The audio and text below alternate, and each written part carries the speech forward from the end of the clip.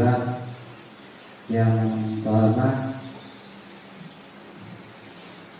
Bapak Ibu calon guru penggerak angkatan 10, yaitu Pak Al-Hadihak dari SD 7 Simpang Rimba. Yang kedua, Ibu Sri Wahyuni dari SD 8 Simpang Rimba. Yang ketiga, Darmiana dari SD 11 Simpang Rimba. Dan yang terhormat guru SD 7 Simpang Rimba. Baiklah, pada kesempatan ini atau hari ini saya ingin menyampaikan susunan acara dalam kegiatan diseminasi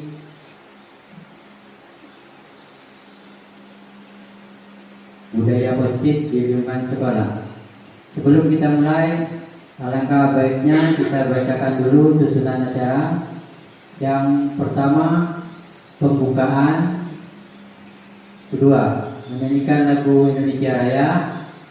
Ketiga, sambutan Kepala SDN 7 Simpang Rimba. Keempat, penyampaian materi oleh calon guru penggerak. 5, refleksi. 6, penutup. Sebelum memulai ke acara pertama, pembukaan, alangkah baiknya kita mulai dengan mengucapkan basmalah. Bismillahirrahmanirrahim. Acara kedua yaitu menyanyikan lagu Indonesia Raya. Untuk ini pemimpin atau dirijennya saya serahkan kepada Ibu Surastri. Ibu Surastri silakan maju ke depan. Untuk peserta yang lain dipersilakan berdiri.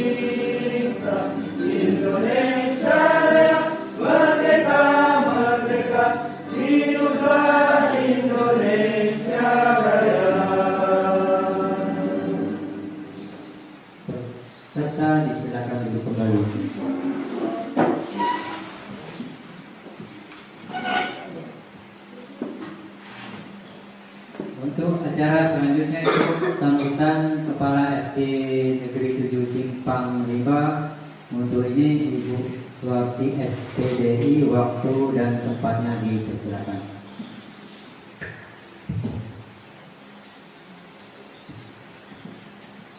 Bismillahirrahmanirrahim. Assalamualaikum warahmatullahi wabarakatuh. Yang saya hormati Bapak Ibu guru hebat CGP Angkatan 10,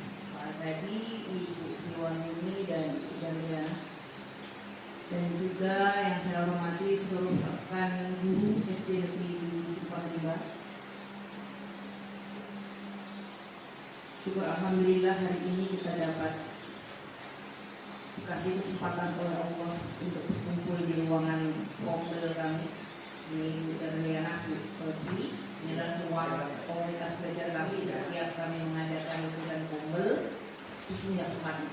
Dan ini kami laksanakan dalam 1 minggu ada 2 kali.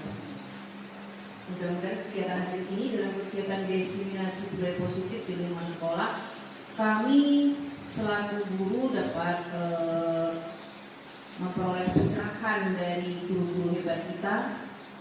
Mudah-mudahan kami dapat menerapkannya pula, dapat mendukung pula program-program kami yang sudah ada, yang sudah berjalan. Mudah-mudahan dapat menambah wawasan kepada kami semua. Untuk itu saya meminta nanti kepada JKP sampaikan apa yang sudah menjadi program Bapak Ibu ke kami, atau mungkin mendapatkan ilmu-ilmu baru selama lokal karya kemarin, sampaikan ke kami agar kami juga bisa mendapatkan tambahan pengetahuan itu. Dan mohon kepada seluruh rekan-rekan guru SD 7 untuk mengikuti acara ini sampai selesai dengan khidmat sesuai acara yang sudah dipaparkan tadi, sehingga akan berdampak kepada sekolah kita. Itu saja dari saya. Selamat melanjutkan tugasnya untuk para JKP-nya, semangat, dan kawan-kawan kita ikuti bersama kegiatan ini. Mudah-mudahan berjalan dengan lancar. Saya akhiri, bila ada kesalahan saya mohon maaf. Kepada Allah saya mohon ampun. Berkata wabillahi taufiq wal hidayah. Wassalamualaikum warahmatullahi wabarakatuh.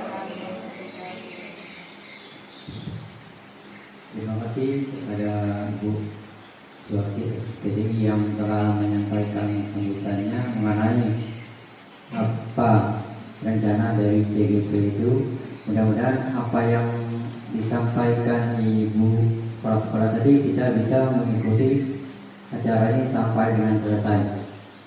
Untuk berikutnya yaitu acara keempat, penyampaian materi oleh CGP yang pada kesempatan ini akan disampaikan oleh Pak Al-Hadi A, SPD. Waktu dan tempatnya kami persilakan. Baik, terima kasih pembawa acara. Baik, assalamualaikum warahmatullahi wabarakatuh. Yang terhormat Kepala Sekolah SD Negeri 7 Sukarimba beserta guru yang saya hormati, rekan CGP dari SD 8 dan SD 11, itu Bu Sri Wahyuni dan Bu Darliana. Baik Bapak Ibu, kegiatan kami tentunya kami mohon izin kepada kepala sekolah untuk mengadakan kegiatan ini. Ini adalah pendalaman kami, hasil belajar kami di modul 1.4 atau modul 1 dalam proses CGP. Kami mendiseminasikan apa yang kami dapat dari pembelajaran kami di modul ini. Maka harus disampaikan, dibagikan ke rekan-rekan guru. Maka itu kemarin kami minta izin ke kepala sekolah, apakah di SD kita itu masih memerlukan materi ini untuk kita pelajari bersama, atau kami nyari tempat lain gitu kemarin. Alhamdulillah kita kepala sekolah menyebut kita masih memerlukan materi ini, maka ditentukan di SD ini. Tuh. Yang selanjutnya Bapak Ibu, ini hanya penyampaian materi apa yang kami dapat dari belajar selama kurang lebih 3 bulan di modul 1. Ini modul 1.4. Itulah yang kami akan sampaikan di modul ini. Tuh. Jadi di budaya positif di lingkungan sekolah. Baik Bapak Ibu, di kelompok kami sebenarnya ada 4 orang. teman saya, Saudara Damiana Sriwayuni satu lagi tidak bisa bergabung di sini karena kondisinya lagi tidak baik sekarang. Karena yang satunya ibu-ibu juga sedang hamil, jadi kebetulan hari ini sedang tidak sehat, maka beliau nanti akan mengadakan di ST-nya sendiri, tidak bergabung di sini. Fasilitator kami itu Pak Nur Isnaini Taufik. Ini fasilitator berasal dari Sumsel, Batu Raja. Sedangkan kemarin kita sudah sama tahu Pak Robi itu guru SMA Negeri 1 Semarang. Kemudian Bapak Ibu, tujuan dalam penyampaian ini adalah mengimplementasikan pemahaman terkait budaya positif di lingkungan sekolah. Tuh, menjadi tujuan ya. Yang notabene nih membentuk murid belajar dengan aman, nyaman, sesuai filosofi KHD. Tidak hanya itu juga akan mendapat kesempatan untuk membagikan pengalaman kepada guru-guru di sekitar. Nanti diharapkan dengan ini kita bisa menerapkan dan akan lebih baik juga bisa membagikan ke sekitar itu. Kemudian pengantar, pertanyaan pemantik. Apakah Bapak Ibu setuju dengan pernyataan berikut ini? Hukuman dapat mendisiplinkan anak. Setuju? Setuju? Apa enggak? Ayo dari diri sendiri, setuju apa enggak?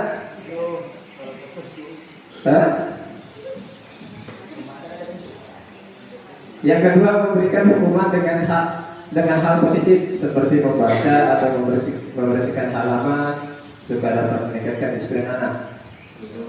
Setuju? Oke. Baik. Memberikan penghargaan dapat meningkatkan motivasi belajar anak. Tidak. Baik, ada yang tidak. Itu hanya sekedar pertanyaan motif karena nanti ada bakalan materinya kita bahas di sini. Yang mana di posisi kita, Bapak Ibu. Kita lanjut. Budaya positif.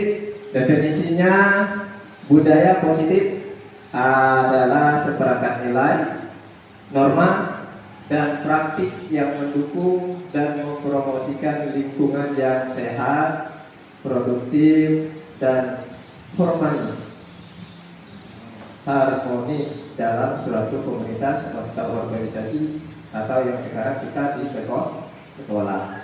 Tuh, pada dasarnya budaya positif di sekolah adalah kondisi di mana sekolah mendukung, mendorong pertumbuhan akademis dan sosial emosional menggunakan semua anggotanya.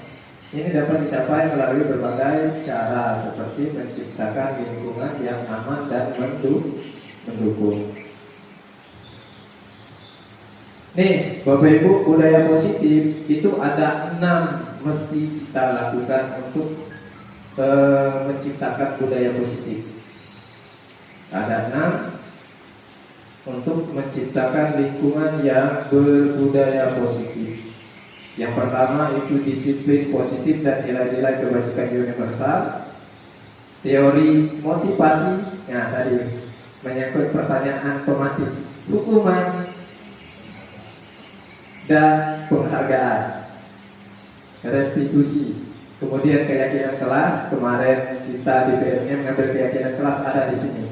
Kemudian kebutuhan dasar manusia. Kemudian restitusi 5 posisi kontrol guru. Ini di kita, yang ini khusus kita. Kemudian restitusi segitiga restitusi. Baik, yang pertama Bapak Ibu, kita mulai yang pertama, disiplin positif dan nilai-nilai kebajikan. Ini pengantar. Coba ada A dan B, bisa Ibu bacakan. Cuman yang saya tekankan di sebelah sini. Nanti dari ini baliknya ke sini. Kita baca dulu ini. Ada A dan B. A, Anda dan teman Anda. A itu bisa Pak Udin dengan Pak Yunada, bisa siapa saja. Anda dan teman Anda, berarti ada A dan B. Ya.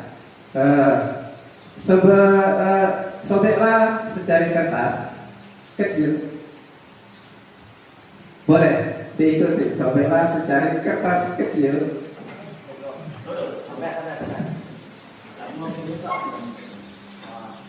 Bapak dengan aku.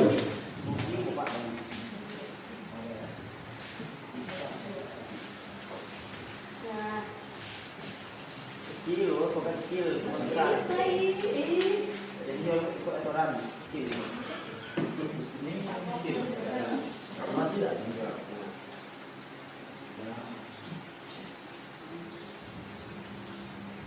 Udah? Sampailah secari kertas kecil, kemudian tuliskan benda atau sesuatu yang sangat berharga untuk Anda.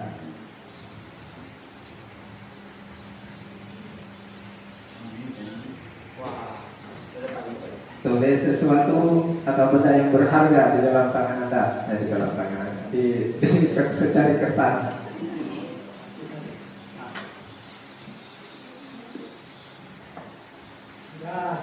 Dah, letakkan di salah satu tangan Anda, digenggam, maksudnya digenggam, digenggam.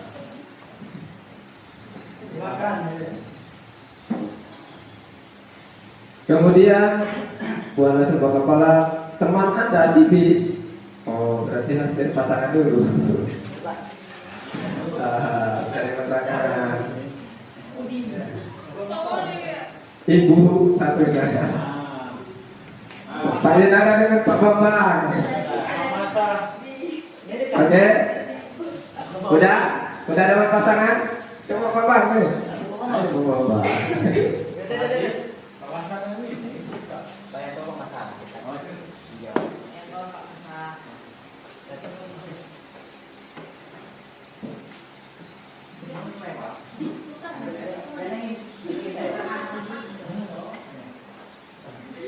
Buatlah sebuah kepala. Jadi kertas tadi disimpan di dalam kepala. Ya. Teman Anda, baik si A si B, akan mencoba dengan sekuat tenaga dengan berbagai cara untuk meminta Anda memberikan benda tersebut. Kemudian B bisa membujuk, mengancam, menghadik, merayu, menyuap, bisa menyuap. Apa saja akan dapat membuka kepala tangan Anda. Oke. Pertanyaannya,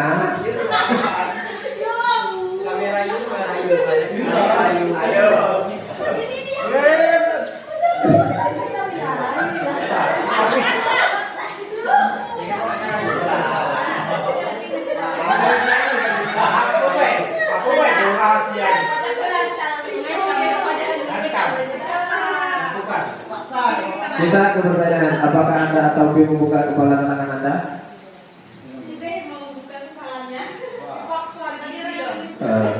Oke.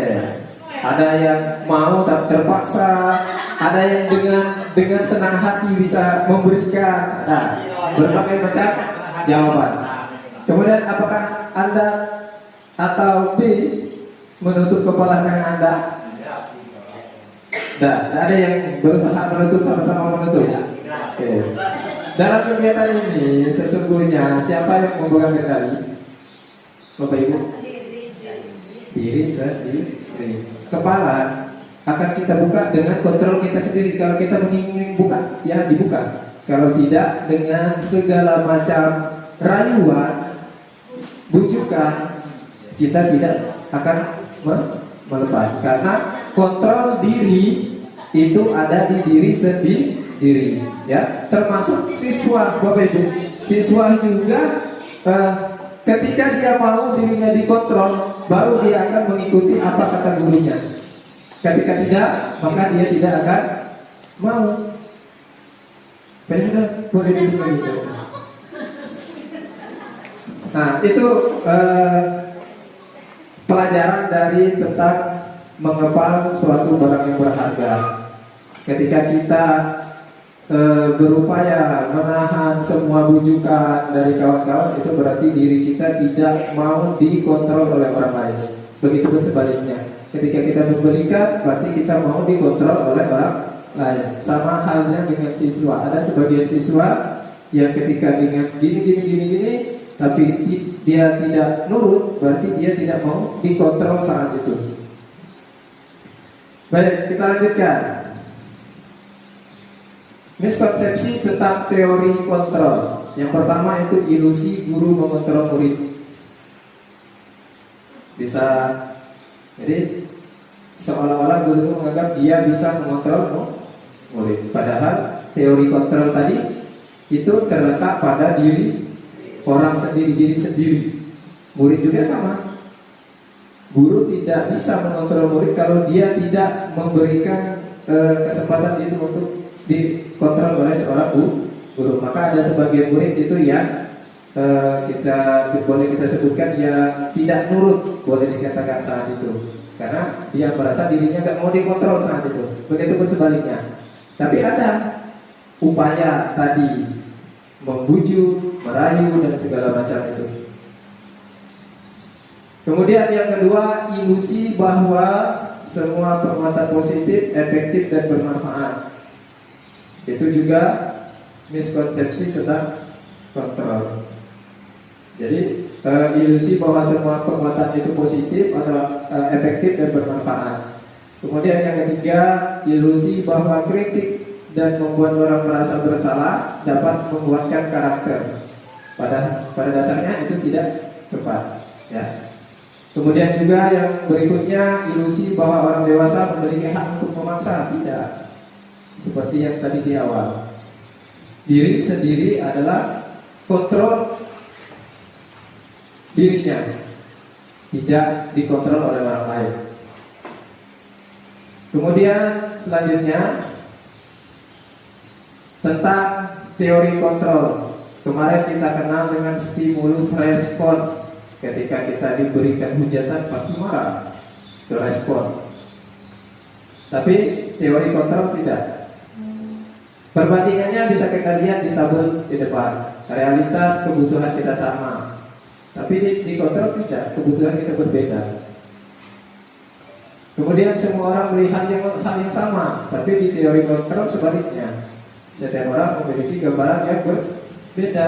Maka stimulus itu kebalikannya dari teori kontrol. Kontrol berarti tidak memaksakan.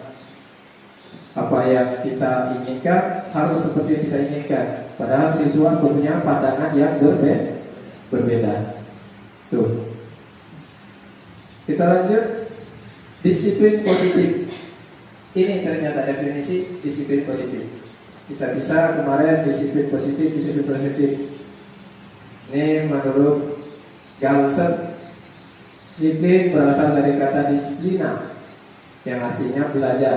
Disiplin mengacu pada disiplin diri yang memiliki tanggung jawab terhadap apa yang dilakukan berdasarkan nilai-nilai yang diyakini. Itu yang titik yang perlu kita garis bawahi, berdasarkan nilai-nilai yang dia diyakini. Nanti ada hubungannya dengan pertanyaan pematik di awal. Kemudian disiplin positif merupakan salah satu cara penerapan disiplin yang bertujuan untuk menumbuhkan kesadaran serta memberdayakan peserta didik. Menumbuhkan kesadaran serta memberdayakan peserta didik tanpa imbalan, penghargaan atau reward, ancaman atau hukuman. Ayo, pertanyaan pematik udah terjawab? Sudah terjawab? Oke, sebagai pendidik, tujuan kita adalah menciptakan peserta didik yang memiliki disiplin diri sehingga mereka berperilaku mengacu pada nilai-nilai kebajikan universal dan memiliki motivasi intrinsik dalam perubahan perilaku ke arah yang lebih baik. Intrinsik itu dari dalam dirinya sendiri, Bapak Ibu. Tidak karena takut dihukum, tidak karena juga diberikan penghargaan. Tuh. Kemudian nilai-nilai kebajikan universal. Ini menurut Ki Hajar Dewantara, bisa kita baca sama-sama dulu.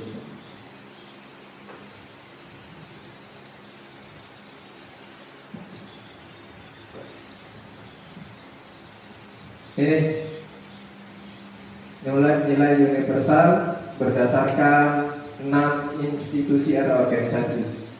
Yang perlu kita tekankan adalah di bagian profil pelajar Pancasila, karena ini berhubungan dengan kurikulum kita sekarang. Nih, jadi nilai mengacu ke nilai ini.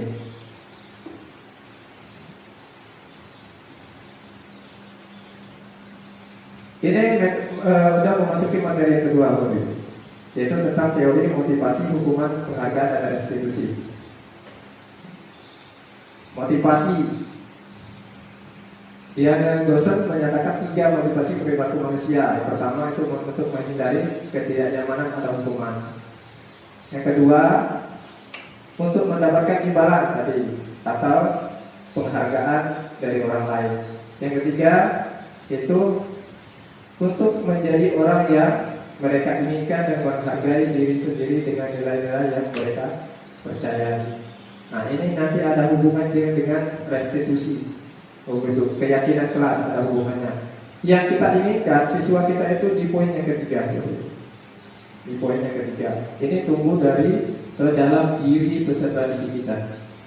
Bukan yang kedua ini. Kalau kedua ini dari luar masih karena takut hukuman, karena ingin mendapatkan imbalan.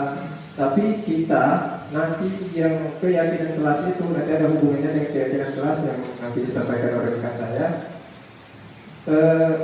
Kita pengen menumbuhkan yang ketiga ini di dalam peserta didik kita dari motivasi perilaku manusia ini. Kita pengen siswa kita itu menjadi orang yang ingin menghargai diri sendiri dengan nilai-nilai yang ada, bukan karena takut dihukum atau pengen dapat imbalan. Misal suatu di kelas tertentu ada keyakinan kelas, misalkan menjaga kebersihan kelas. Nah, kita pengen siswa itu menjaga kebersihan kelas itu karena dia ngerasa punya nilai dalam hal itu, bukan karena dia takut kena hukum. Oh, aku dihukum kelas, atau dia berpikir, wah kalau aku selalu membersihkan kelas akan dapat hadiah. Bukan itu yang kita harapkan, tapi di poin yang ketiga. Selanjutnya Bapak Ibu, hukuman dan penghargaan. Boleh kita baca. Tadi berkaitan dengan pemantik.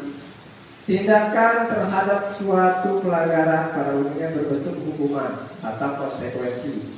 Restitusi adalah proses penciptaan kondisi bagi murid untuk memperbaiki kesalahan mereka. Itu restitusi, Bapak Ibu. Proses menciptakan kondisi bagi murid untuk memperbaiki kesalahan. Kemudian restitusi juga proses kolaboratif antara peserta didik dan gurunya, untuk mencari solusi untuk masalah mereka, bukan hukuman. Ya, kalau menggunakan restitusi. Nah, ini tabel tentang hukuman, konsekuensi, dan restitusi. Kadang ini hubungannya dengan 5 kontrol guru, begitu. Ada yang hobi menghukum, ada yang membuat merasa bersalah nanti. Tapi yang kita belajar ini, hukuman itu seperti ini. Ada sesuatu yang menyatakan harus terjadi.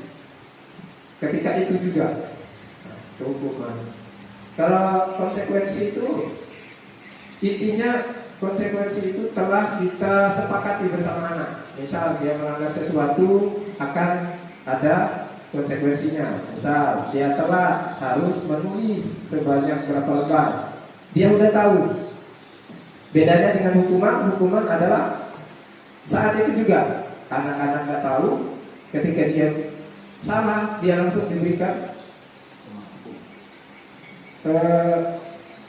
sanksinya. Itu bedanya. Kalau restitusi tadi jelas, kita kolaborasi untuk gimana peserta didik itu bisa memperbaiki kesalahannya. Tidak di hukuman, tidak di konsekuensi. Kemudian nih yang lanjutannya. Contohnya kalau negatif itu awas.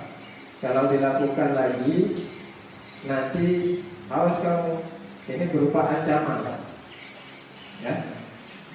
Ketika itu juga, karena belum tahu, awas kamu lakukan lagi, Bukan ancaman. Tapi kalau netral, lakukan apa yang kamu katakan. Kalau positifnya, apa hal ini sesungguhnya ingin kamu lakukan? Itu persamaan dari hukuman, konsekuensi dan restitusi tadi.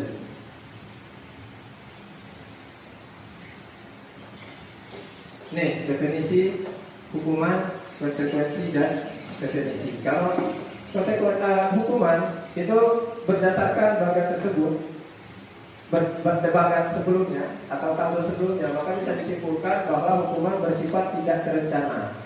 Seperti yang saya sebutkan tadi, itu seketika itu, iya, spontan, ya. Sedangkan konsekuensi itu bersifat sudah terencana, sudah dibahas dengan anak. Kalau melakukan kesalahan, ada konsekuensinya, ada yang harus dilakukan anak. Sedangkan restitusi itu tadi menetral, kita membuat siswa itu ingin memperbaiki dirinya. Kalau restitusi dihukum oleh penghargaan, tadi penghargaan efektif tidak menginginkan seorang melakukan sesuatu yang kita inginkan, tidak. Jika menggunakan penghargaan lagi dan lagi, maka orang tersebut akan bergantung pada penghargaan. Itu kenapa penghargaan itu di kurikulum sekarang itu tidak dianjurkan. Karena kalau sudah biasa menyaksikan mendapatkan penghargaan, maka anak itu berpikirnya pengen juara itu karena mendapatkan penghargaan. Bukan tadi fokusnya yang poin ketiga yang ditekankan, karena kesadaran diri dan nilai dirinya. Jika mendapatkan penghargaan untuk melakukan sesuatu yang baik, maka saya kira harusnya berharap mendapatkan penghargaan tersebut lagi. Nah, terus kalau diberikan penghargaan. Kalau restitusi tidak, restitusi ada proses menciptakan kondisi bagi murid untuk memperbaiki kesalahannya. Nah, itu juga adalah proses kolaboratif mengingatkan murid untuk mencari solusi, membantu murid menjadi lebih memiliki tujuan disiplin positif dan memulihkan dirinya setelah berbuat salah. Itu lebih menyadarkan murid untuk memperbaiki diri kalau restitusi itu. Berikut adalah ciri-ciri restitusi yang membedakan dengan program disiplin lainnya. Restitusi bukan menebus kesalahan, namun untuk belajar dari kesalahan. Restitusi memperbaiki hubungan. Restitusi adalah tawaran, bukan paksaan. Restitusi menuntut untuk melihat ke dalam diri. Restitusi mencari kebutuhan dasar yang mendasari tindakan. Restitusi diri adalah cara yang paling baik. Fokus pada karakter bukan tindakan. Menguatkan, fokus pada solusi. Mengembalikan murid pada berbuat salah pada kelompoknya.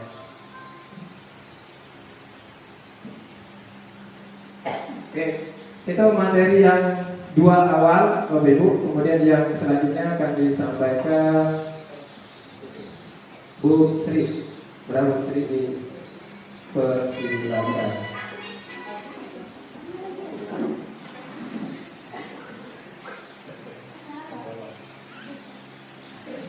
Bismillahirrahmanirrahim. Assalamualaikum warahmatullahi wabarakatuh. Saya tidak membuka lagi karena sudah dibuka oleh Pak Al-Hadi. Jadi saya di sini menyampaikan materi tentang keyakinan kelas yang salah satu budaya positif tadi. Perkenalkan, saya Sri Wangguni dari SDN 8 Simpang 5. Calon guru penggerak angkatan 10. Keyakinan kelas mendukung terwujudnya penanaman budaya positif. Hal yang paling mudah dilakukan dalam penanaman budaya positif adalah dengan membuat keyakinan kelas. Nah, jadi keyakinan kelas di sini salah satu budaya positif yang kita terapkan di dalam kelas, bisa bersama siswa. Bisa juga diterapkan di lingkungan sekolah. Apa itu keyakinan kelas dan budaya positif? Keyakinan kelas merupakan sesuatu budaya positif yang dapat diterapkan di lingkungan kelas tersebut. budaya positif adalah nilai-nilai keyakinan dan kebiasaan yang berpihak pada murid sehingga murid berbudi yang lebih baik. Jadi budaya positif adalah nilai-nilai dari keyakinan dan kebiasaan yang berpihak pada murid. Tujuan dibentuknya keyakinan kelas yaitu membangun budaya positif di lingkungan sekolah. Dengan adanya keyakinan kelas di setiap kelas diharapkan mampu mewujudkan tujuan dari pendidik yang lebih berorientasi kepada nilai luhur Pancasila atau profil pelajar Pancasila.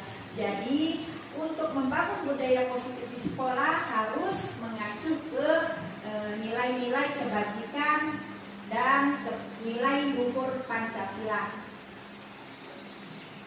Pembentukan keyakinan kelas atau sekolah. Pertama, dibentuk bersifat lebih abstrak daripada peraturan, lebih rinci dan konkret, berupa pernyataan-pernyataan universal atau pernyataan-pernyataan kebajikan. Senantiasa dibuat dalam bentuk positif, kalimatnya senantiasa dibentuk dalam kalimat positif. Jadi dari kalimat negatif harus diubah menjadi kalimat positif. Hendaknya tidak terlalu banyak sehingga mudah diingat dan dipahami oleh semua warga kelas. Jadi kalimatnya di sini tidak terlalu banyak. Misalnya nanti ada contohnya di depan, ya, Bapak Ibu. Sebaiknya dapat diterapkan di lingkungan tersebut. Jadi kalau kita mau membuat keyakinan kelas, misalnya keyakinan kelas kita buat di kelas, warga yang membuatnya seluruh warga kelas. Semua warga kelas hendaknya ikut kontribusi dalam pembuatan keyakinan kelas. Jadi di situ semuanya harus berkontribusi untuk membuat keyakinan kelas. Kalimatnya dari mereka, peraturannya dari mereka, untuk menyepakatinya juga mereka. Bersedia meninjau kembali keyakinan kelas dari waktu ke waktu, direfleksi ulang. Jadi ditinjau kembali apakah ada perkembangannya, direfleksi ulang apakah ada hasilnya setelah membuat keyakinan kelas tadi. Nah, di sini ada panduan penyusunan keyakinan kelas. Yang pertama, menggali peraturan-peraturan yang perlu disepakati di kelas. Yang kedua, mengubah peraturan-peraturan yang sudah dibuat menjadi kalimat positif. Nah, setelah digali, peraturan tadi diubah menjadi peraturan yang sudah dibuat menjadi kalimat positif. Setelah itu menyarikan peraturan yang sudah dibuat menjadi nilai kebajikan atau keyakinan. Setelah dicarikan nilai kebajikan atau nilai keyakinannya, ke nomor 4, kegiatan pendalaman keyakinan kelas tampak seperti atau tidak tampak seperti. Setelah itu tugas saya, tugas guru. Tugas saya apa? Ini peran, nomor 5 peran. Nomor 6-nya meninjau ulang keyakinan kelas dari waktu ke waktu. Nah, di sini menggali peraturan-peraturan yang perlu disepakati di kelas tadi. Saya uraikan supaya ngerti. Ini materi yang kami dapat di Loka Karya 2 ya Pak Ahmadiyah kemarin. Semoga imbasan ini bermanfaat untuk kita semua. Contohnya dilarang membuang sampah sembarangan. Nah, anak-anak, misalnya kita contohkan di dalam kelas. Nah, anak-anak, sekarang kita akan membuat keyakinan kelas kita. Ayo, apa keyakinan kelas kita yang maunya seperti apa, bagaimana? Ini Bu, dilarang membuang sampah sembarangan. Kata anak-anak, dari anak-anak dituliskan kita yang akan nanti mengubah ke kalimat positifnya. Tidak boleh mencontek Bu, kata anak-anak tadi kan. Nah, setelah itu jangan datang terlambat, jangan bertengkar Bu. Jelas. Nah, setelah itu kita ubah peraturan-peraturan yang sudah dibuat dengan kalimat positif tadi. Dilarang membuang sampah sembarangan diubah menjadi kalimat positifnya yaitu jagalah kebersihan. Nah, setelah anak-anak menuliskan kalimat-kalimatnya ditempel menggunakan kertas yang seperti itu kemarin diberi kepada siswa kita semua. Setelah itu kalimat-kalimat siswa tadi kita jadikan, kita ubah ke kalimat positifnya. Dilarang membuang sampah sembarangan. Jagalah kebersihan, itu kalimat positifnya. Tidak boleh mencontek. Kalimat positifnya jujur dalam mengerjakan tugas. Jadi dalam membuat keyakinan kelas tidak boleh menggunakan kalimat negatif, harus diubah menjadi kalimat positif. Jangan datang terlambat, datang tepat waktu. Jangan bertengkar, jagalah kerukunan, itu kalimat positifnya. Yang ketiga, menyarikan peraturan-peraturan yang sudah dibuat menjadi nilai kebajikan atau keyakinan. Nah, jadi tadi ada jagalah kebersihan. Itu nilai kebajikannya kebersihan. Jadi dalam membuat keyakinan kelas diselipkan nilai kebajikannya supaya anak-anak terbiasa melakukan nilai-nilai kebajikan di kelas. Jujur dalam mengerjakan tugas, nilai kebajikannya jujur. Datang tepat waktu, nilai kebajikannya disiplin. Jangan bertengkar, nilai kewajibannya menghargai. 4. Kegiatan-kegiatan pedalaman keyakinan kelas. Kegiatan tampak seperti atau tidak tampak seperti. Format misalnya tampak seperti datang tepat waktu, tidak tampaknya seperti sering hadir terlambat. Nah, itu contoh tampak seperti dan tidak tampak seperti. Menyapa teman dan guru setiap hari, tidak tampak seperti tak acuh kepada teman dan guru. Bekerja tampak seperti tekun bekerja dan menyimak guru, tidak tampak seperti tidak mendengar guru dan acuh tak acuh. Nah, di dalam kelas setelah dibuatkan keyakinan kelas, ada tidak hasilnya, tampak tidak sepertinya. Setelah dibuatkan keyakinan kelas tadi, rasa diterima dan dimiliki. Nah, anak-anak ini ingin sikapnya rasa diterima dan dimiliki, melibatkan semua anggota kelompok, memberikan kata-kata atau komen-komen membesarkan hati bila teman kita berhasil. Marah atau iri tidak tampaknya seperti marah atau iri atas keberhasilan teman-teman kita. Yang kelima, kegiatan pendalaman keyakinan kelas. Tugas saya, tugas guru. Ini peran setelah keyakinan kelasnya dibuat, sudah dihias, ditempelkan ke dinding. Anak-anak, tugas untuk menjaga kebersihan itu siapa? Seperti itu kita semua kan, seperti itu menerapkannya kepada anak-anak. Tugas guru mengajar, tugas siswa belajar. Mendidik, tugas guru, tugas murid mencoba. Tugas guru menjawab pertanyaan, tugas murid menghasilkan yang terbaik. Guru tugasnya bukan menyakiti atau disakiti, itu bukan tugas guru. Tugas murid bukan menyakiti atau disakiti. Jadi nanti keyakinan kelas ini ada hubungannya dengan segitiga restitusi.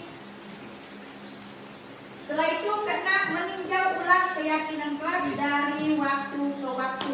Setelah kita buat keyakinan kelas tadi, kita tinjau kembali, kita refleksi kembali, ada tidak hasilnya dari keyakinan kelas tadi. Kira-kira seperti itu.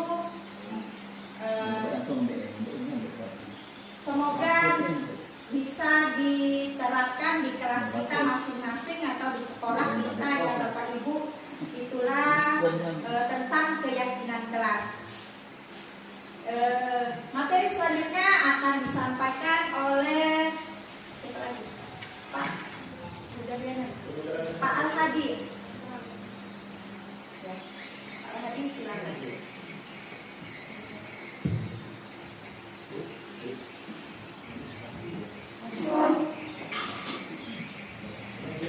Baik Bapak Ibu, sebelum kita lanjut, kita just breaking dulu ya. Baik. Boleh Bapak Ibu cari pasangan lagi. Selanjutnya cari pasangan. Silakan cari pasangan. Dua. Biar santai. Boleh berdiri Bapak Ibu, boleh berdiri. Perhatikan ada dua nama, ada si Abi, ada si Abu. Silakan pasangannya tentukan siapa yang Abi dan siapa yang Abu.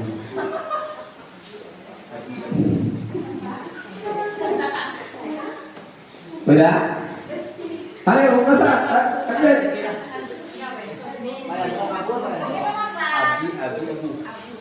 Abi dan Abu. Silakan. Yang Abi dia tangan. Abi tangan angkat. Ayo. Berarti Abu. Perhatikan instruksinya. Ketika saya menyebutkan salah satu nama, maka yang disebutkan itu menangkap tangan lawannya. Misalkan Abi, berarti Abi nangkap tangan Abu. Jadi posisinya tangannya berhadapan dan beri jarak sekitar 10 cm. Oke. Bisa? Bisa? Baik. Perhatikan. Dengarkan instruksinya.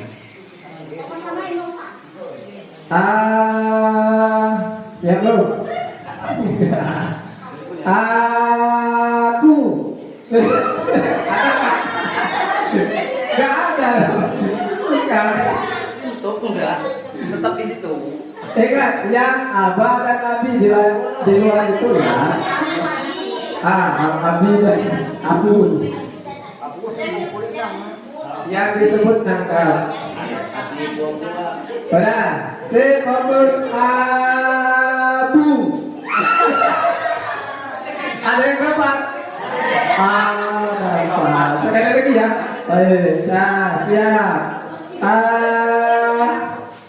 Jadi yang disebutkan nakal. Jangan saling nakal. Tabrak ada. Yang disebut nakal.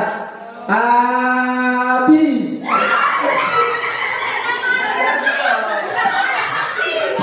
Oh, ini dapat. Oke, terima kasih. Tepuk tangan untuk kita semua. Coba Bapak Ibu sedikit permainan atau ice breaking gitu orang untuk menetralisis suasana. Baik, kita lanjutkan. Itu kebutuhan dasar manusia di dunia berkualitas. Ada 5 kebutuhan dasar manusia Bapak Ibu. Yang pertama, kebutuhan bertahan hidup. Jadi kebutuhan bertahan hidup ini kebutuhan fisiologis manusia, termasuk pangan, pakaian, itu kebutuhan untuk bertahan hidup.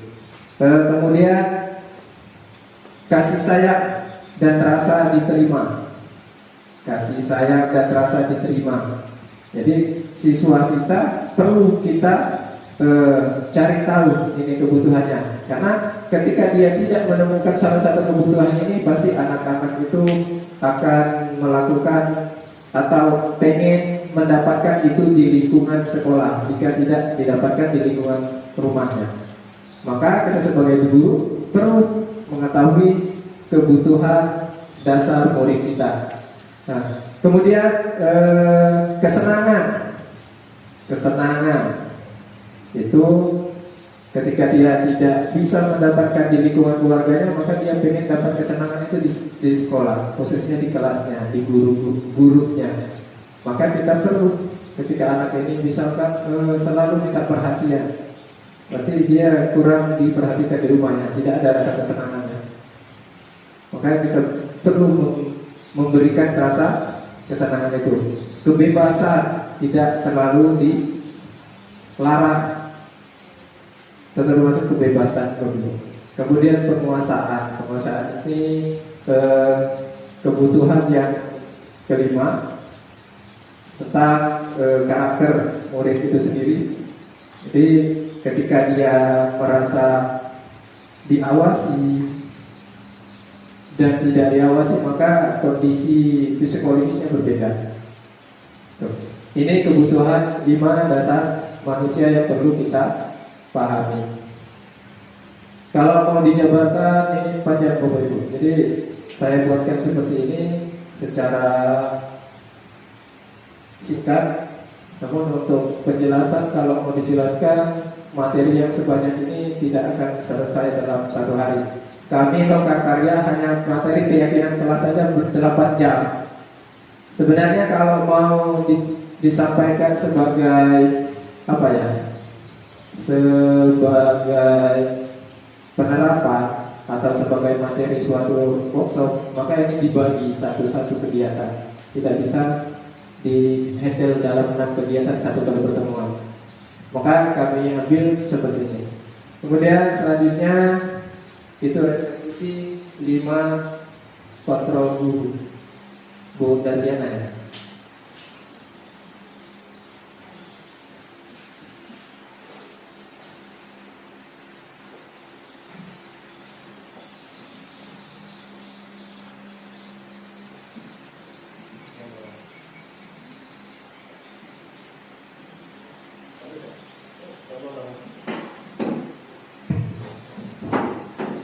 Bismillahirrahmanirrahim. Assalamualaikum warahmatullahi wabarakatuh.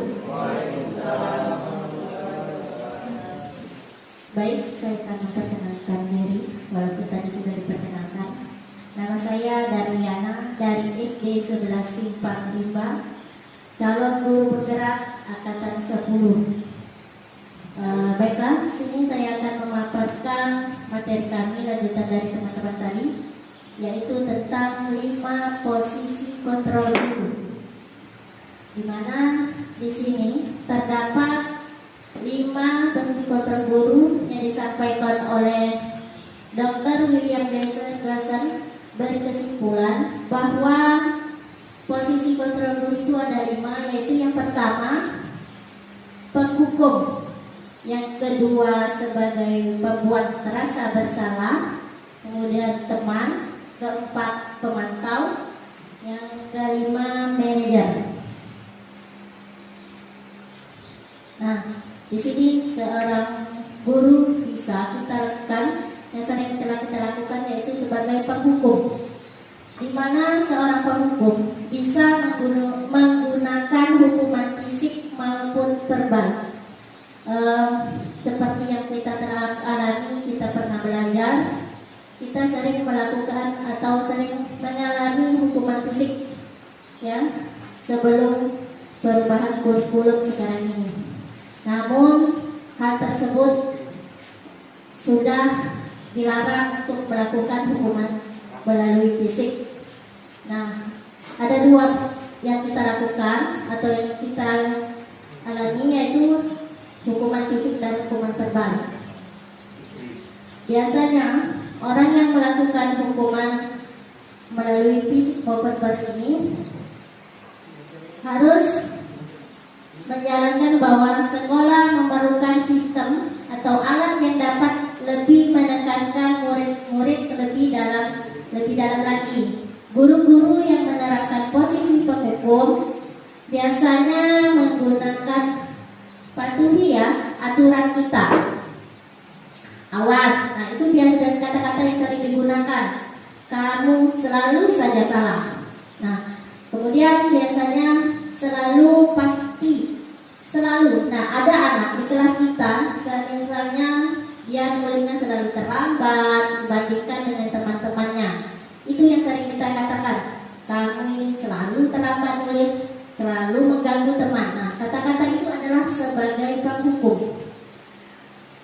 Posisi penghukum ini ibarat tangga adalah posisi terendah. Jadi kita seorang guru harus menghindari sikap kita sebagai posisi penghukum ini, karena terendah dari 5 posisi. Nah, kemudian posisi kedua yaitu pembuat merasa bersalah. Pada posisi suara lebih lembut, pembuat terasa bersalah akan menggunakan keinginannya yang membuat orang lain merasa tidak nyaman. Anak-anak kita buat rasa tidak nyaman dan merendah diri. Kata-kata yang sering digunakan biasanya, ibu sangat kecewa sekali sama kamu. Kenapa kamu membuat kesalahan? Nah, ini biasanya kita gunakan pada guru yang berposisi membuat merasa bersalah. Berapa kali sudah ibu bilang harus memberitahu ke kamu nggak ngerti-ngerti. Nah, itu biasanya yang kita gunakan. Saya sendiri juga sering masih merasa bersalah di posisi ini. Nah, di posisi ini murid akan memiliki penilaian diri yang buruk tentang diri mereka. Murid merasa tidak berharga dan telah mengecewakan orang-orang yang disakitinya ya. Nah, yang ketiga, guru pada posisi ini tidak akan menyakiti murid, namun akan tetap berupaya mengontrol murid melalui persuasi. Posisi teman pada guru bisa negatif ataupun positif. Positif di sini berupa hubungan baik yang terjalin antara guru dan murid. Guru di posisi teman menggunakan hubungan baik dan teman secara humor untuk mempengaruhi seseorang. Mereka biasanya guru akan berkata, ayo bantu ibu demi ibu ya, ayo ya. Jadi ini kita sebagai teman harus mendekatkan dengan murid kita. Misalnya, ayolah bantu ibu, jangan bising. Nanti kita sama-sama. Yang pernah saya rasakan yaitu sebagai teman ini, karena kelas saya, kelas 1 dekat dengan kantor, sering saya katakan itu, ayo jangan bising, nanti kita kedengaran, karena guru-guru dekat kantor ya. Itu yang saya lakukan. Jadi ini kita lebih berteman dengan anak. Anak itu merasa teman dengan kita ya. Nah, kemudian lanjut ke posisi keempat, yaitu pemantau. Di mana kita tahu arti pemantau ini yaitu seorang memantau, mengawasi, kita bertanggung jawab atas perilaku orang-orang yang kita awasi. Posisi pemantau berdasarkan pada aturan-aturan dan konsekuensi. Nah, seorang guru pemantau ini dia berkonsekuensi ke atas keyakinan kelas tadi yang telah disepakati.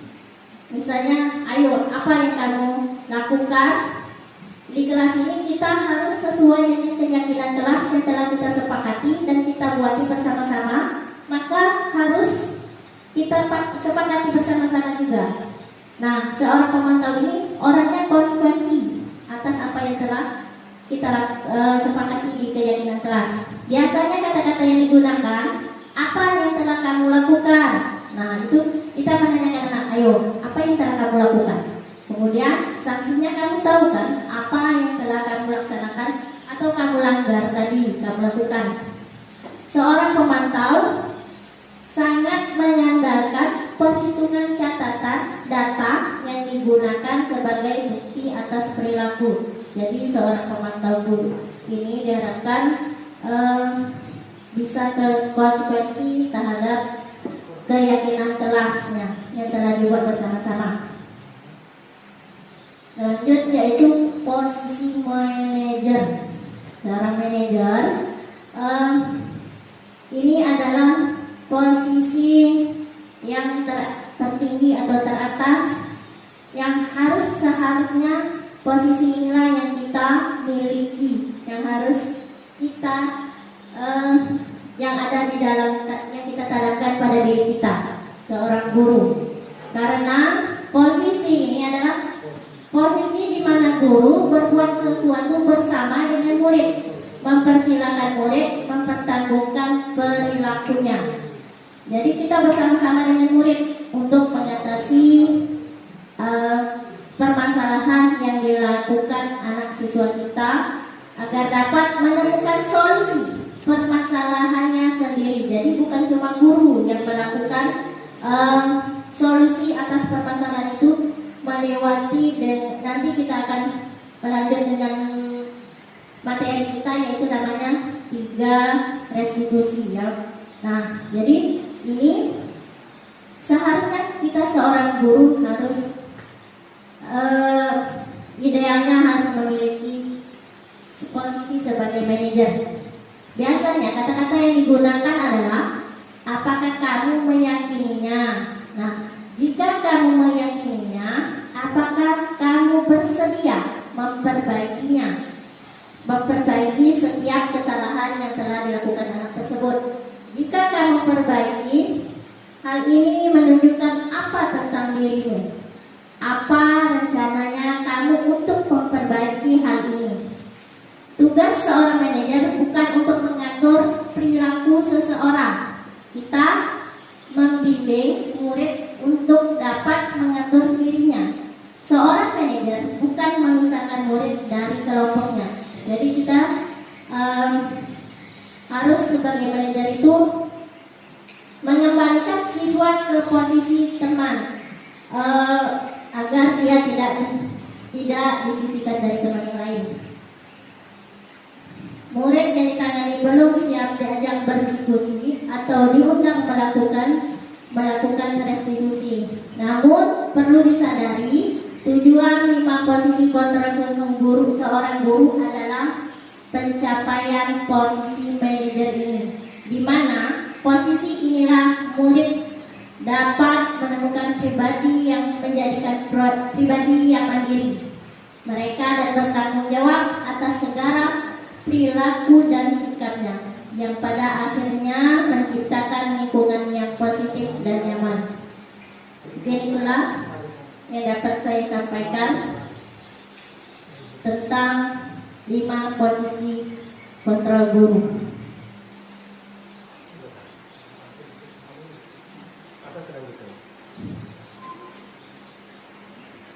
Sebelum melangkah ke materi selanjutnya, kita briefing ke Bapak Harun. Ya, kepala otak.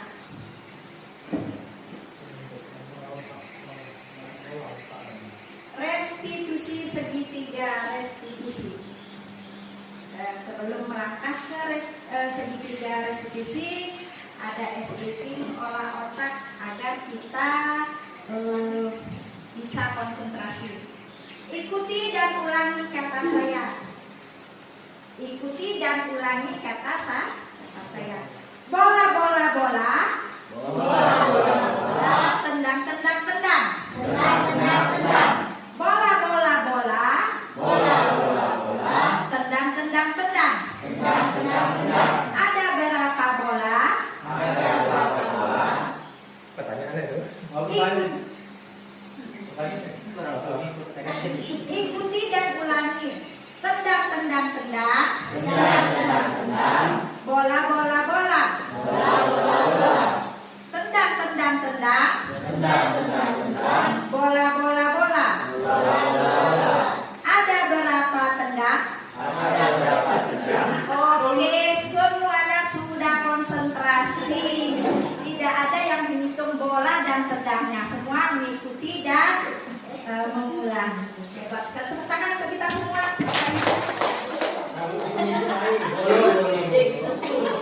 Ya. Di sini saya menjelaskan tentang restitusi, segitiga restitusi.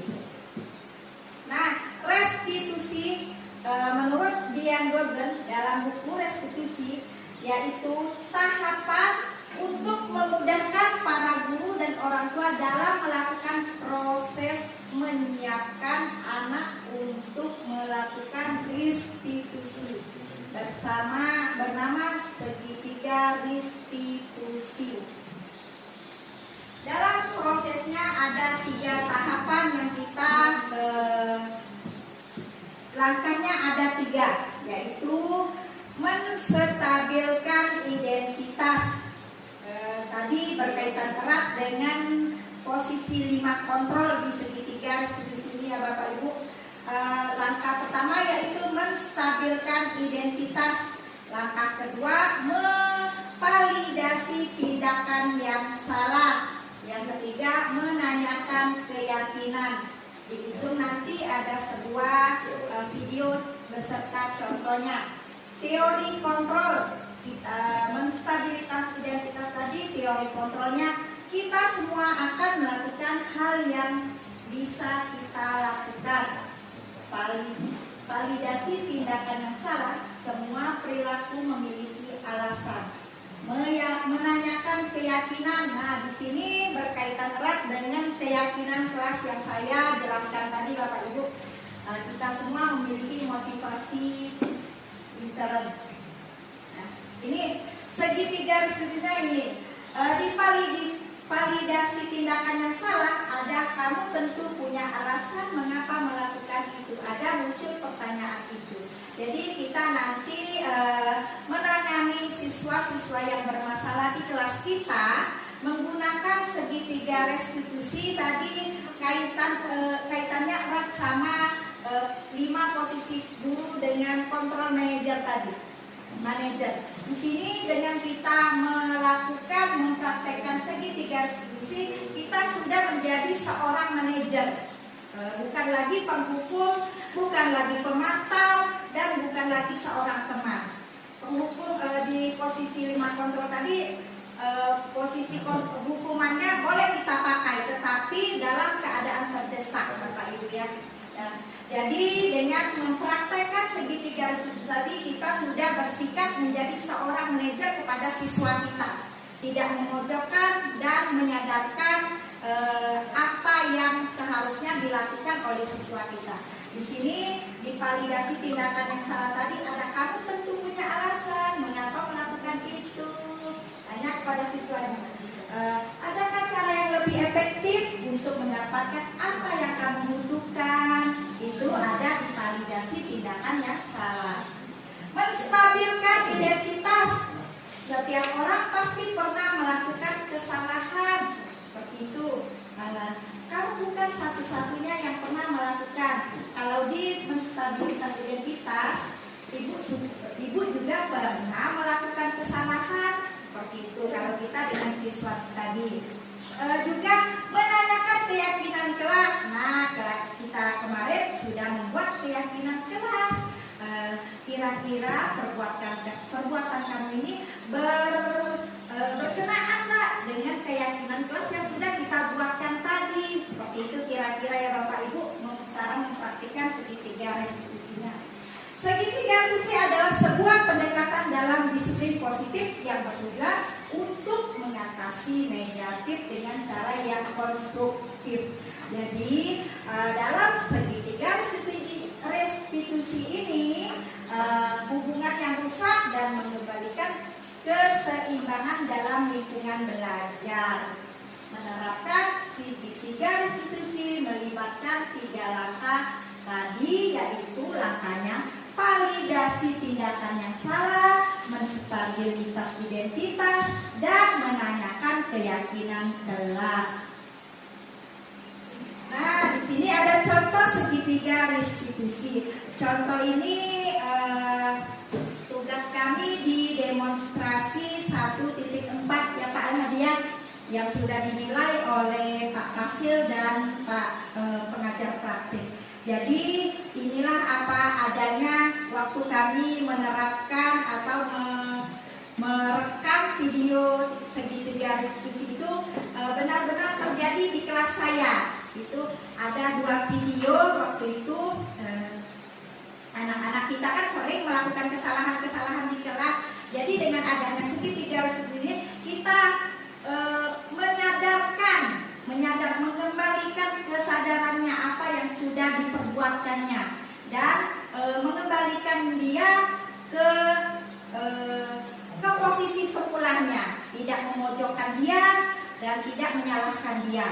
Kita di sini sudah bersikap tadi sebagai manajer yang sudah dijelaskan oleh Bu Dariana tadi. Ya, ini contohnya kira-kira seperti inilah.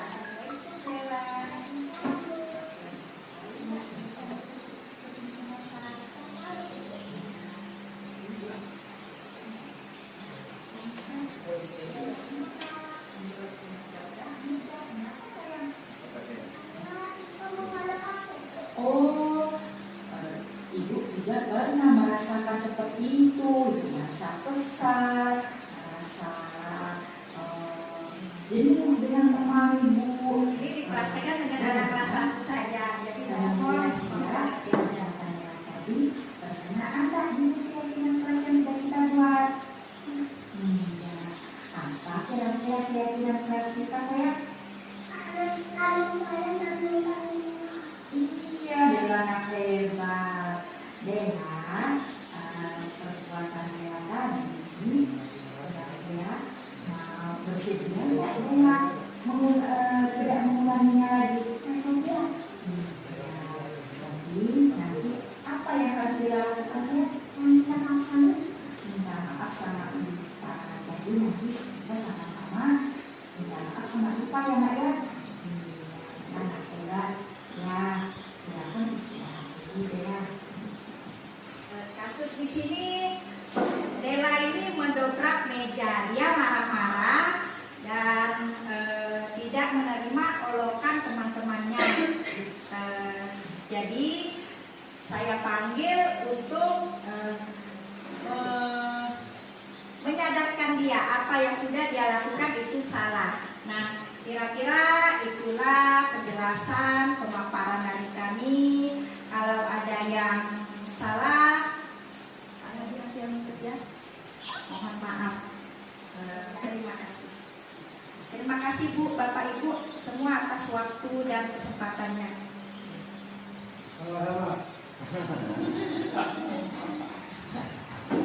Baik Bapak Ibu, dengan berakhirnya sesi restitusi dengan materi 3 restitusi, maka materi yang kami sampaikan selesai.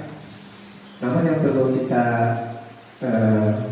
jadi catatan adalah bahwasanya untuk menciptakan budaya positif itu banyak langkahnya Bapak Ibu, tidak langsung ke keyakinan kelas, karena kita perlu memahami namanya 5 kontrol guru, terus itu kebutuhan dasar manusia, itu perlu kita pahami terlebih dahulu sebelum ke keyakinan kelas. Untuk ke keyakinan kelas, setelah tercipta keyakinan kelas, maka itu pasti adanya lari ke tadi hukuman, konsekuensi, dan restitusi. Maka di restitusi hukuman itu tidak berlaku begitu, tapi menyadarkan peserta dididik dengan hanya 3 langkah yang perlu kita lakukan. Tujuannya tadi kembali ke 3, untuk membuat peserta didik itu sadar dan menjunjung nilai-nilai kebajikannya itu sendiri, bukan karena takut dihukum atau karena penghargaan atau hadiah. Itu. Jadi demikian yang dapat kami sampaikan. Sebelum kami tutup, boleh kalau Bapak Ibu ada pertanyaan, boleh, silakan Bapak Ibu.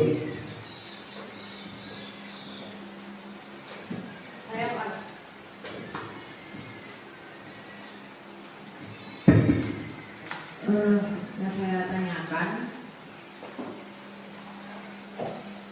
di kelas-kelas itu sudah dibuat yang namanya kesepakatan kelas. Ada juga yang menulis keyakinan kelas. Nah, kalau saya mendengar penjelasan tadi, juga pernah membaca di PMN itu kesepakatan kelas untuk menuju ke keyakinan kelas, gitu kan? Nah, pertanyaan saya, apakah kalau di kesepakatan kelas atau keyakinan kelas yang sudah dibuat oleh tiap guru di kelasnya itu, apakah udah benar itu, ataukah harus mau fokuskan ke satu judul, misalkan keyakinan kelas aja atau kesepakatan kelas aja, atau biarlah seperti itu adanya, yang penting pelaksanaannya. Itu aja pertanyaan saya. Assalamualaikum warahmatullahi wabarakatuh. Waalaikumsalam warahmatullahi wabarakatuh. Baik, terima kasih Ibu. Memang kesepakatan kelas itu awal dari keyakinan kelas. Seperti yang disampaikan Bu Sri Wahyuni, untuk ke keyakinan kelas itu kita harus menentukan nilai kebajikannya. Karena mungkin di kesepakatan kelas itu belum ada nilai kebajikannya. Nah, untuk menjadi keyakinan kelas itu kita pikirkan apa itu nilai kebajikannya. Itu. Jadi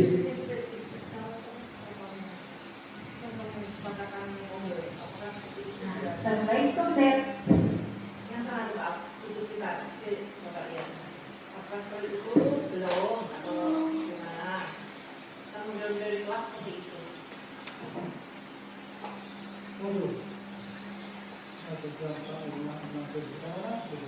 Bacakan Pak. hadir tepat waktu itu udah masuk keyakinannya. Berkontribusi aktif. Nilai kebajikannya apa? Kontribusi aktif. Jadi pada kuncinya itu bedanya kesepakatan kelas dengan keyakinan kelas. Kita harus menentukan nilai kebajikannya. Di dalam keyakinan kelas harus ada nilai kebajikan yang dituju. Misalkan tadi hadir tepat waktu kan disiplin, intinya disiplin ya. Anaknya harus disiplin. Gitu. Jadi letaknya mungkin boleh kita refleksi kembali yang kesepakatan di kelas itu. Coba kalau memang udah ada nilai kebajikannya, boleh dianukan dengan keyakinan kelas. Karena pada dasarnya keyakinan kelas bukan kesepakatan kelas. Jadi judulnya keyakinan kelas. Iya. Kalau untuk budaya positif. Gitu. Ya, kalau kita mengacu budaya positif bukan kesepakatan kelas tapi keyakinan kelas. Kalau untuk bedanya itu tadi dia ada nilai kebajikannya. Gitu. Begitu Bu kira-kira. Yang lain ada Bu Ibu? Kamu ada apa? Bu Sri? Misalnya di situ jangan mencoret dinding ya, kalimat negatifnya. Kalimat positifnya jagalah kebersihan, jagalah keindahan kan. Nilai kebajikannya kebersihan. Di situ sudah ada mencakup nilai kebajikannya. Jadi dari kalimat negatif diubah menjadi kalimat positif, dari kalimat positif menuju nilai kebajikannya. Kalau keyakinan kelasnya sudah mencakup nilai kebajikannya, menurut kita sudah ada nilai kebajikannya, berarti di situ sudah ada keyakinan kelasnya sudah benar. Seperti itu Bapak Ibu. Dikalilah atau Bu R yang ingat dengan kesepakatan yang ada atau keyakinan itu minta koreksi lah kayak.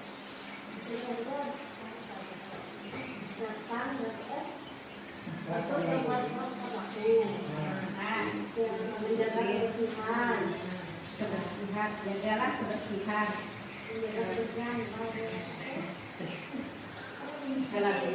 Kalimat positifnya juga jadi jagalah kebersihan. Sebelumnya sudah belajar. Ya. Benar. Tapi tidak zaman. Selalu menjaga kebersihan. Maksudnya tidak disiplin dan patuh. Kalimatnya jangan ada kata jangan seperti itu. Kalau ada kata jangan itu kalimat negatif. Jadi dari kalimat negatif harus berubah ke kalimat yang positif. Dari kalimat positif tadi kita carikan nilai-nilai kebajikannya. Seperti itu. Ingat sih, awalnya sebelum kebetulan sama Pak Bambang kemarin, sebelum adanya keyakinan kelas, saya membuat kesepakatan kelas itu kemarin ada poinnya dengan Pak Ibu. Kebetulan karena udah nyari juga di PLN, terbuatlah keyakinan kelas menjadi 4. Ya.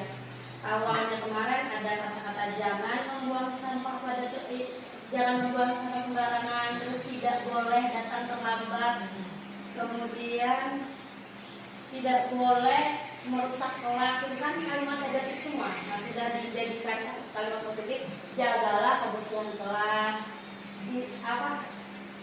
datang tepat waktu.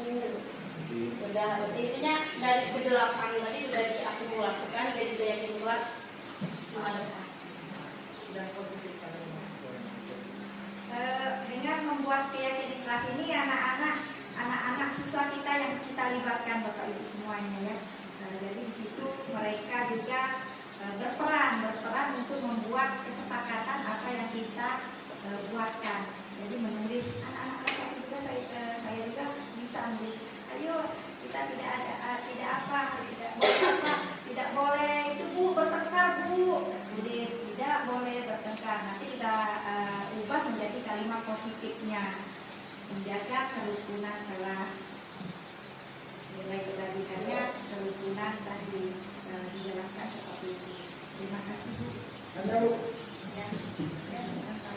Apakah setiap kelas itu sebelum siswa naik akan berubah? Misalnya 5 per tahun. Kalau setahun naik, yang pertama ada 5 yang termasuk. Atau perlu dirubah atau tidak, atau pakai yang itulah.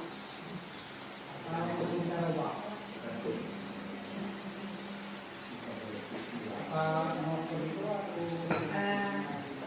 Karena siswa baru Pak ya, jadi kita buat baru tidak sama dengan yang lama kesepakatannya, berbeda-beda, meninjau kembali setelah dibuat tadi Pak.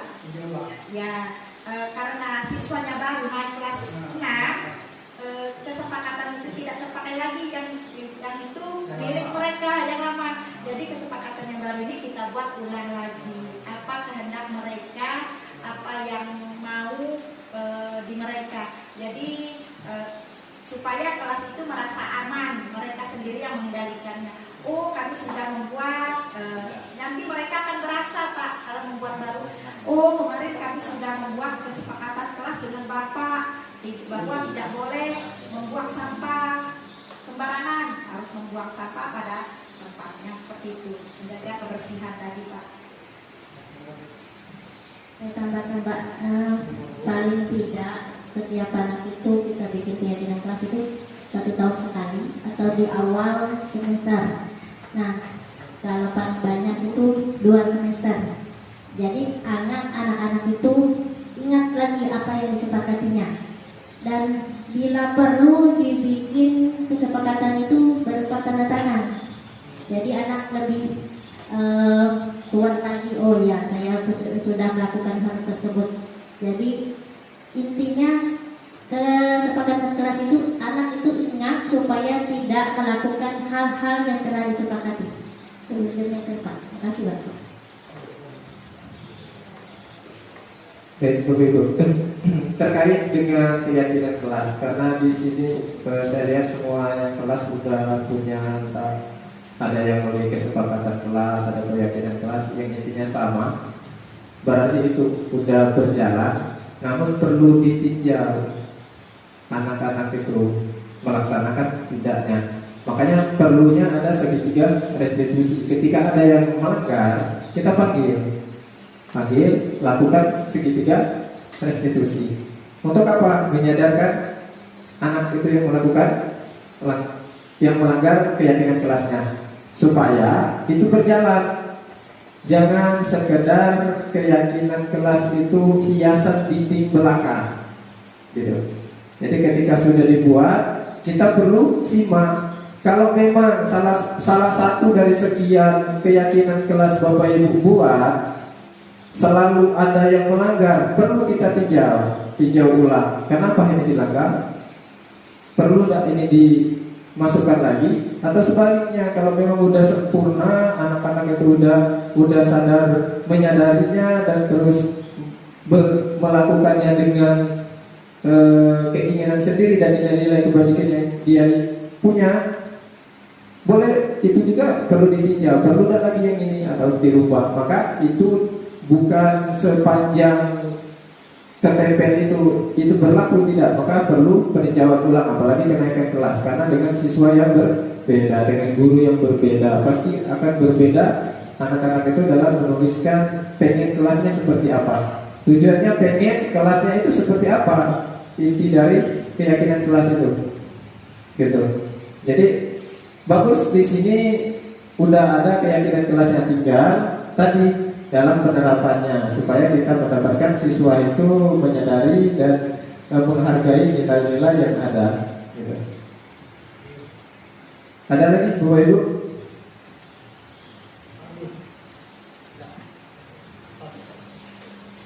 Jadi itu Bapak Ibu ya. Jadi simpulannya untuk menciptakan budaya positif di lingkungan sekolah perlu kita dalami 6 tadi 6 langkah dalam menciptakan budaya positif di lingkungan sekolah, termasuk kontrol guru, apalagi tentang hukuman tadi, karena kebanyakan kita, khususnya saya sendiri, mungkin termasuk guru yang penghukum.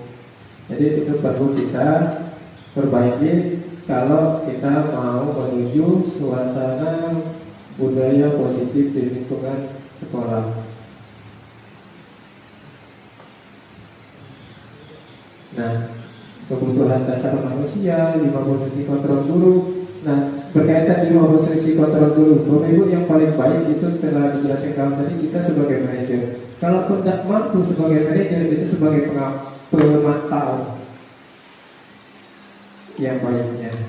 Di sisa itu, tapi semua itu bisa dipakai. Semua itu bisa dipakai tergantung situasi dan kondisi. Nah, bukan berarti penghukum itu dia kontrol yang paling buruk tidak perlu dipakai, tidak. Tapi ada saatnya kita memerlukan posisi kontrol itu sebagai penghukum. Tapi tidak serta-merta kita harus memposisikan diri sebagai penghukum. Akan lebih baik sebagai manajer. Ada hubungannya dengan restitusi tadi. 3 langkah restitusi tadi itu langkah manajer, Bapak Ibu. Jadi tidak menghukum ketika anak melakukan kesalahan, ditanya apa, terus tuh kenapa dia melakukannya, terus disadarkan salah tidak, terus ditanya mau tidak memperbaikinya. Ketika memperbaikinya ya berarti itu menyadarkan peserta didik. Itu yang paling baik dalam budaya positif. Memang ini lebih banyaknya ke guru, termasuk keyakinan kelas. Oke, keyakinan kelas kita buat secara bersama, tapi untuk mengontrol itu guru. Ketika ada yang melanggar, kita tidak, ya udah, tetap diomongin gitu. Nah, maka perlu dilakukan langkah segitiga restitusi tadi buat menyadarkannya. Gitu. Saya rasa cukup dari kami, Bapak Ibu. Terima kasih atas waktu yang diberikan.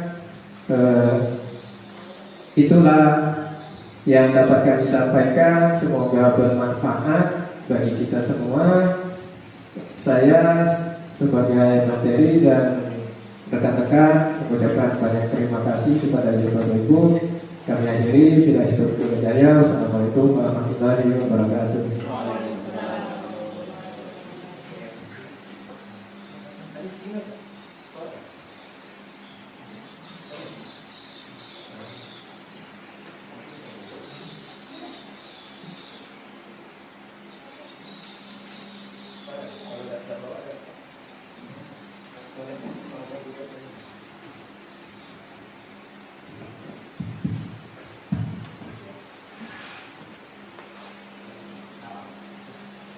Baiklah, itulah tadi paparan yang disampaikan oleh 3 CGP, Pak Mahadi, Ibu Sri Wahyuni, Dariana mengenai disiplin positif. Mudah-mudahan apa yang mereka sampaikan dapat kita implementasikan ke sekolah kita. Untuk mengakhiri acara ini, sebelumnya marilah kita ucapkan alhamdulillah. Sebelum acara saya tutup,